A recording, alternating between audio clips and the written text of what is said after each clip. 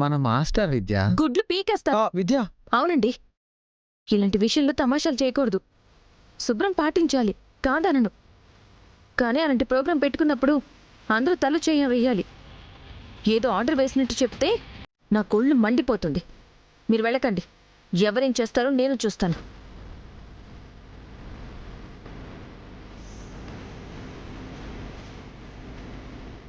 విద్యలో ఇంకో కోణం ఉంది. ఇప్పుడే ఇలా ఉంది, రేపు అసలు విషయం తెలిస్తే మర్డరే. చచ్చాను.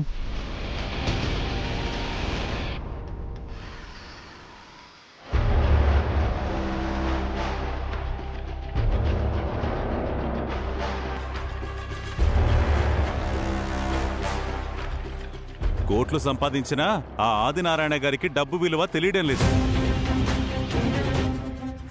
అయినా ఆడపిల్లకి ఆస్తి రాసిచ్చేవాణ్ణి ఎర్రిబాగులోడంటారు.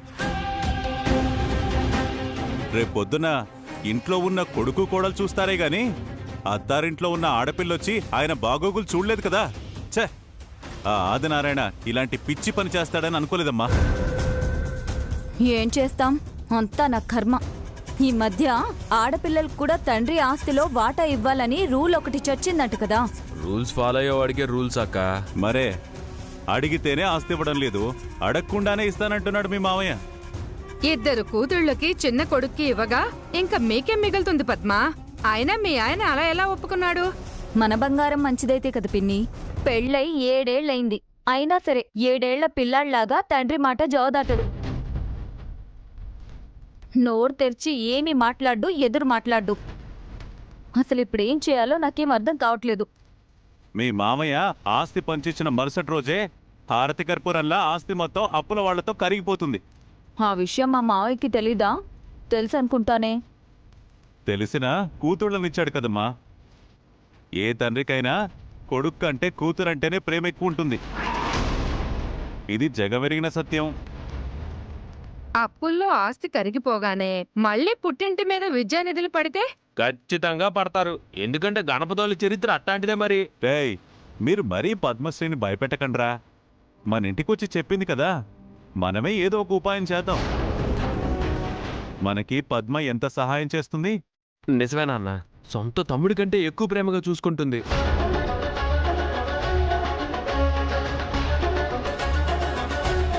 నువ్వేమీ దిగులెట్టేసుకోకమ్మా. నువ్వు నాకు కూతురు లాంటిదానివి. కాదు కాదు, కూతురువే. రేపు నల్ల పూసలు గుచ్చే పండుగేదో ఉంది కదా, అక్కడికి అమ్మలక్కలు కూడా వస్తారు కదా. వస్తారు, అప్పుడే ఆస్తి ఇవ్వడానికి కూడా సిద్ధమయ్యారు. ఇచ్చేస్తారు కూడా. కానీ మనమివ్వనివ్వంగా. ఎలా బాబాయ్? 4 పేపర్లలో ఆస్తి రాసి మీ మామయ్య వాళ్ళకిచ్చేలోపు 40 పేపర్లలో వాళ్ళ దరిద్రాన్ని మీ మామయ్యకి తెలిసేలా చేస్తాను. పద్మకింకా అర్థం కాలేదనుకుంటండి. ఊర్లో చుట్టుపక్కల వాళ్లకున్న అప్పులోళ్ళని ఉసిగొలుపుతాను. వాళ్ళు మొహాన విసిరేసిన పేపర్లు చూసి మీ మామయ్య బిక్కమొహం వేస్తాడు. ఆస్తి ఇవ్వకుండా ఆగిపోతాడు. చాలా మంచి ఆలోచన బాబాయ్. మంచి వాళ్లకి మంచి ఆలోచనలే వస్తాయమ్మా. నువ్వు ప్రశాంతంగా ఉండు. సరే బాబాయ్, నేను వెళ్ళొస్తాను.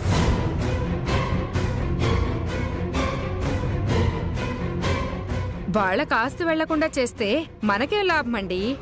ఆదినారాయణ ఆస్తి పోతుంది కదా. మన పగ ఆ గణపతి వాళ్ల మీదే. ఆదినారాయణ ఆటలో అరటిపండు, ఈ పద్మ సైనికురాలు, మనం రాజులం.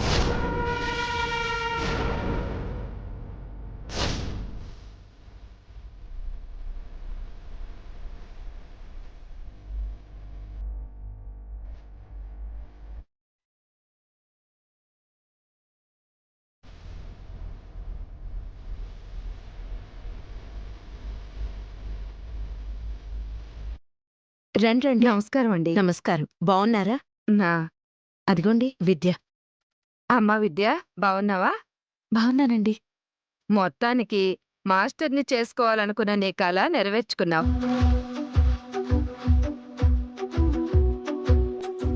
కూర్చోండి.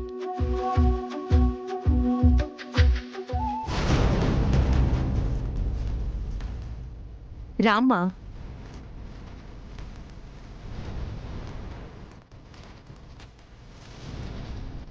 బాగున్నావా?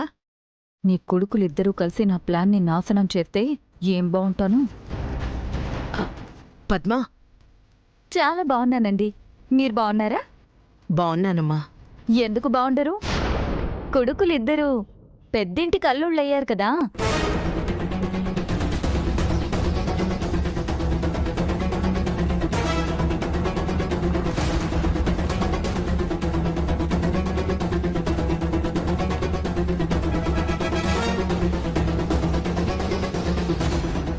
అయ్యో, తప్పుగా అనుకోకండి. ఏ తల్లైనా ఏం కోరుకుంటుంది? పిల్లల జీవితం బావుండాలనే కదా. లక్ష్మీదేవి, పార్వతీదేవి లాంటి ఇద్దరు కోడళ్ళు మీ ఇంట్లో అడుగు పెడితే ఆనందంగానే ఉంటారు కదా అనేదే నా ఉద్దేశం. నిజమేనమ్మా, అంతా పైవాడి దయ. మీ గణపతి మా విద్య విషయంలో అయితే పైవాడి దయ అనుకోవచ్చు.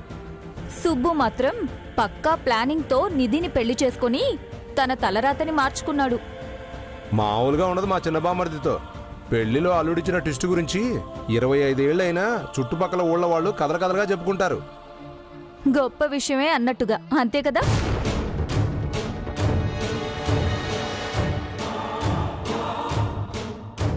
ఒకసారి దొంగలా నిధి మెళ్ళలో తాళి కట్టావు, ఇప్పుడు మళ్ళీ దొరలా తాళి కడుతున్నావు సుబ్బు.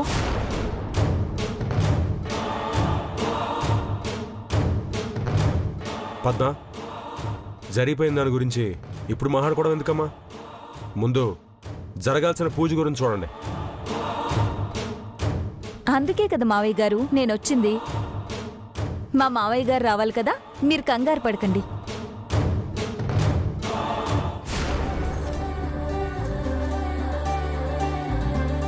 అదిగో మామయ్య గారు వచ్చేసారు. నమస్కారం అన్నయ్య గారు. నమస్కారం. రండి మామయ్య. నమస్కారం. నమస్కారం. నాన్నా, విద్య,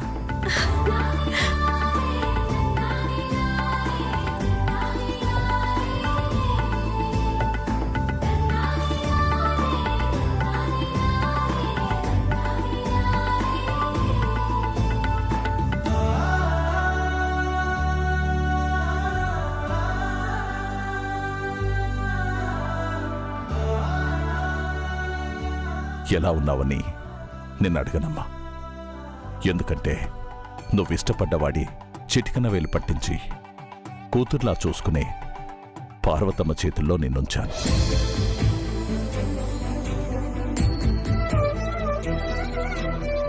వాళ్ళ ప్రేమతో పుట్టింటిని మర్చిపోయేలా చేస్తారని నాకు తెలుసమ్మా. అత్తింటి వాళ్ళు ఎంత ప్రేమగా చూసుకున్నా పుట్టింటిని ఏ ఆడపిల్ల మర్చిపోదన్నయ్య గారు.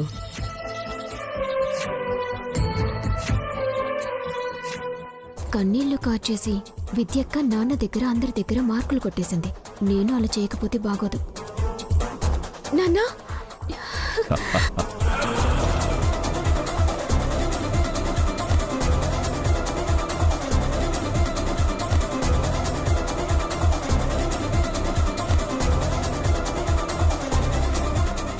బాగున్నావా నాన్నా?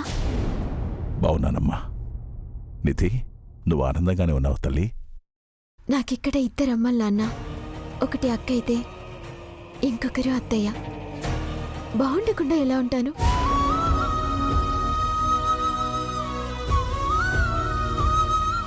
గణపతి, చూడరా, చక్కగా అనుకుగా ఉండే విద్య లక్ష్మీదేవిలా మన ఇంట్లో అడిగెట్టింది. కానీ నువ్వు పూర్తిగా తనని నీ జీవితంలోకి రానివ్వకుండా తప్పించుకుంటూ తిరగడం ఎంతవరకు కరెక్టో ఆలోచించరా.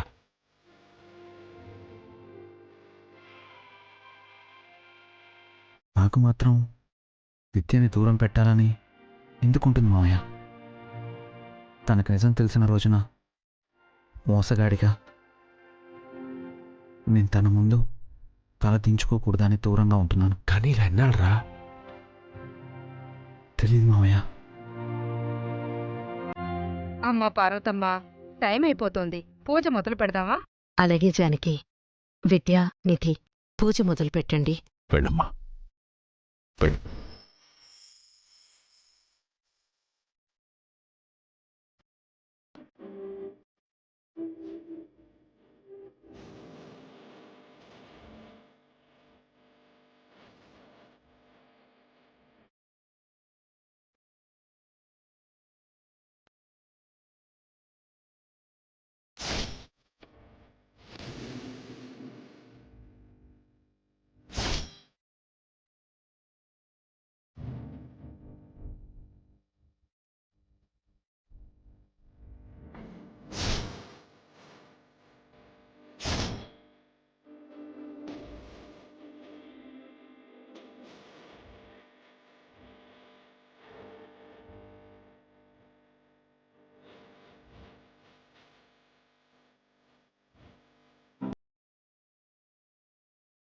బాబు, అమ్మాయి మెళ్ళో పసుపు తాడు కట్టి ఆ తాళిబొట్టు తీసివ్వండి.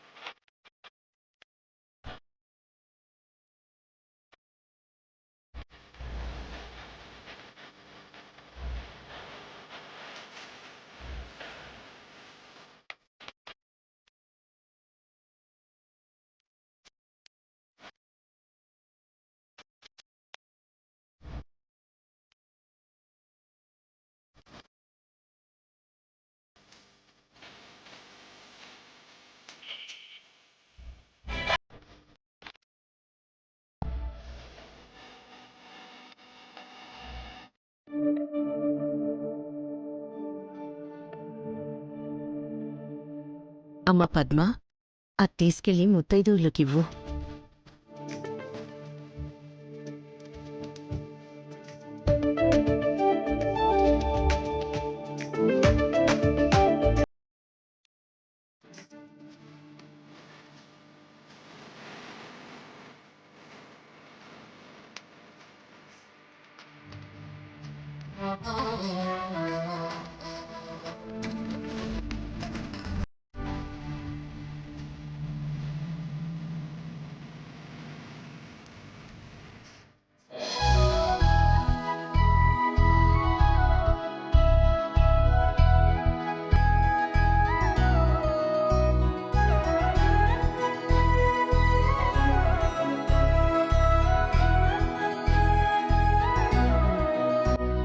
పార్వతమ్మ, పూసలు గుచ్చడం పూర్తయింది. అమ్మ పద్మ, నీ చేత్తో ఇవ్వమ్మా.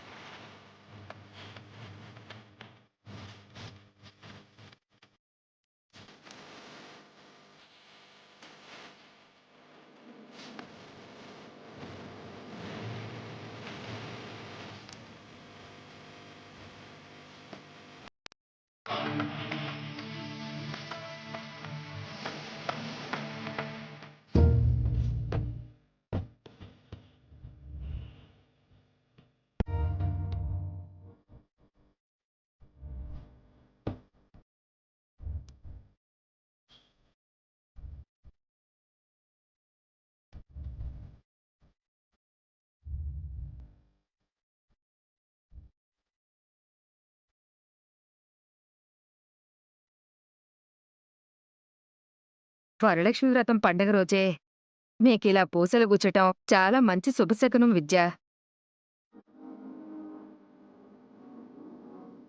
గణపతి, విద్య, సుబ్బు, నిధి వెళ్ళి అన్నయ్య గారి దగ్గర ఆశీర్వాదం తీసుకోండి. ఆ అక్షతలివ్వండి.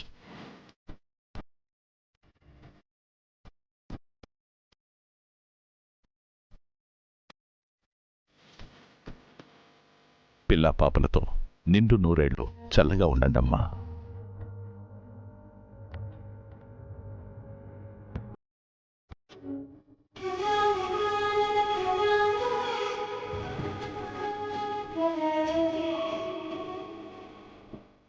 మావయ్య గారు, సారె తీసుకొస్తానన్నారు, మర్చిపోయారా? లేదమ్మా, కారులో ఉంది, వెళ్ళి తీసుకుంటా. సరే.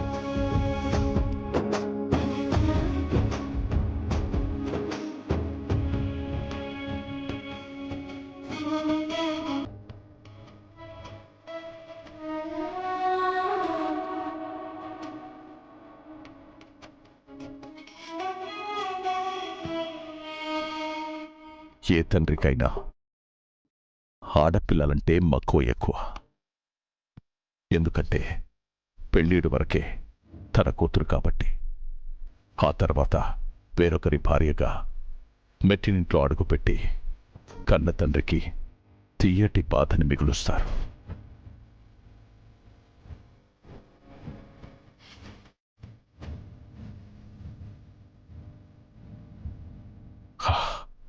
విద్య నాకు కూతురే కాదు, నాకు అమ్మ.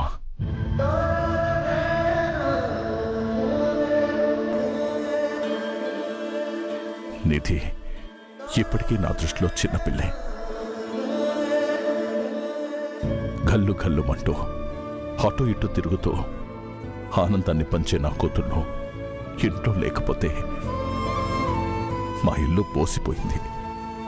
చాలా బాధ అనిపించింది.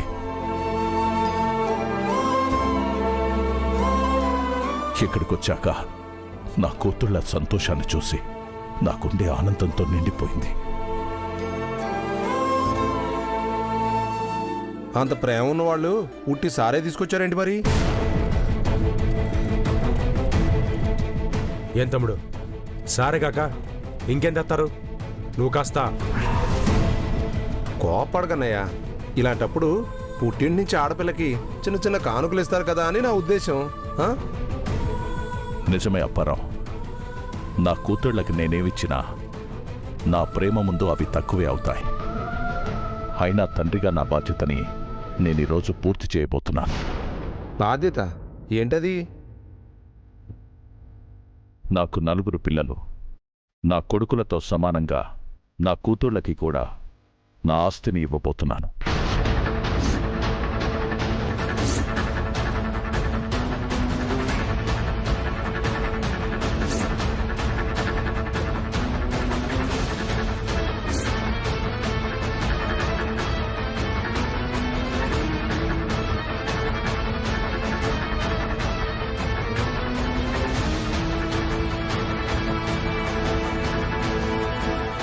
ఇలా ఆస్తి కూతుర్లకి ఇవ్వడానికి మీ కొడుకులు ఒప్పుకున్నారా అండి? ఆ విషయంలో నాకంటే నా కొడుకులే ముందుంటారమ్మా.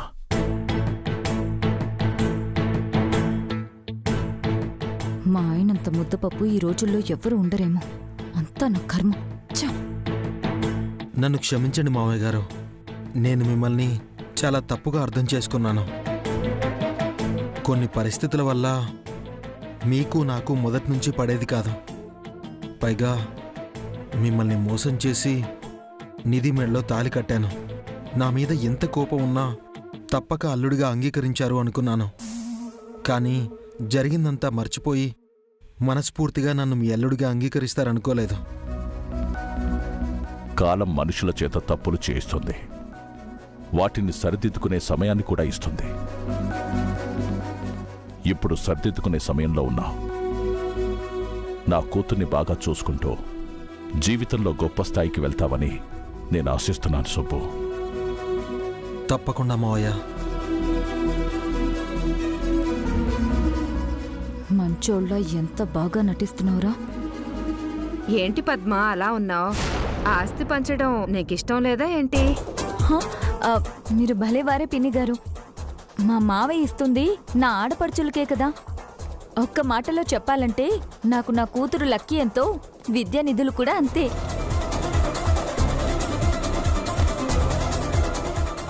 ఎక్కడైనా కూతురు కాస్తిస్తుంటే తల్లికి ఇష్టం లేకుండా ఉంటుందా? ఈ డైలాగు కాస్త ఓవర్గా అవ్వలేదు? మీరు కాసేపు సైలెంట్గా ఉండండి. విన్నారుగా, ఇది నా కుటుంబం. ఇది గొప్ప కుటుంబమే.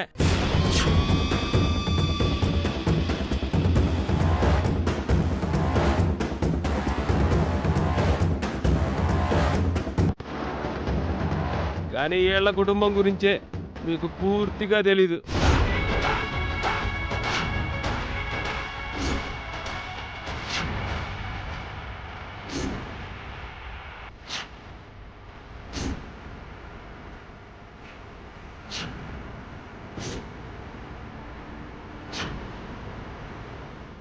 అమ్మయ్యా, విఘ్నేష్ వచ్చేశాడు. ఇక రచ్చ మొదలవుతుంది.